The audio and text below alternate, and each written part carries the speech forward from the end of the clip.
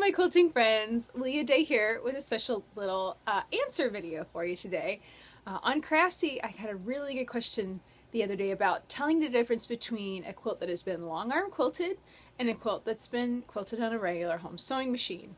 And the simple fact of the matter is there's not a lot of difference. You can do the exact same designs. So let's say like the most famous free motion quilting design is called stippling. And you can do stippling on a home sewing machine moving the quilt. And you can also do stippling on a long arm moving the machine.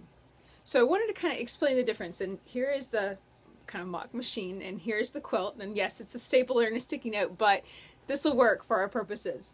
So there's a lot of different names for home sewing machine that you might come across. Home sewing machine, domestic, mid-arm, even sometimes if you call, my mid-arm is typically a long arm that's table mounted, so table mounted or set down. All of those terms mean the same thing. What it means is the machine is stationary and the quilt, you move the quilt under the needle in order to create the design. Okay?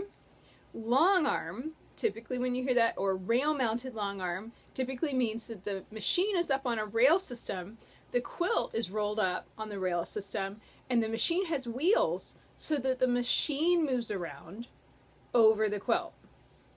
Both methods can use the exact same designs. So all the hundreds of videos that I've shared showing different free motion quilting designs, you could do those on a long arm, you could do those on a home sewing machine equally. I demonstrated them all on a home sewing machine simply because that's what I use, and I think most people, that's where they start. So understand that you can do these designs on any type of machine. There's no right or wrong way to do it.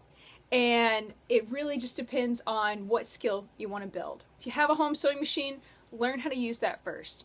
If you're struggling and feeling like this is something that you really want to go further with and you might want to quilt quilts for other people, then maybe look into a rail-mounted long arm. A lot of times long arm studios will have space that you can rent time, or you can take some classes and just see if that's for you. Personally, I like moving the quilt. That's just the way I like doing it. I have a lot of control over the quilt. I can quilt really small, I can quilt really big. However, it's not for everybody, and I do want you to understand that there's no right or wrong way to do anything in quilting. It just is up to you to figure out what works best for you. So I hope that you enjoyed this video. Definitely subscribe to my YouTube videos if you'd like to see more quilting inspiration every single week. Until next time, let's go quilt.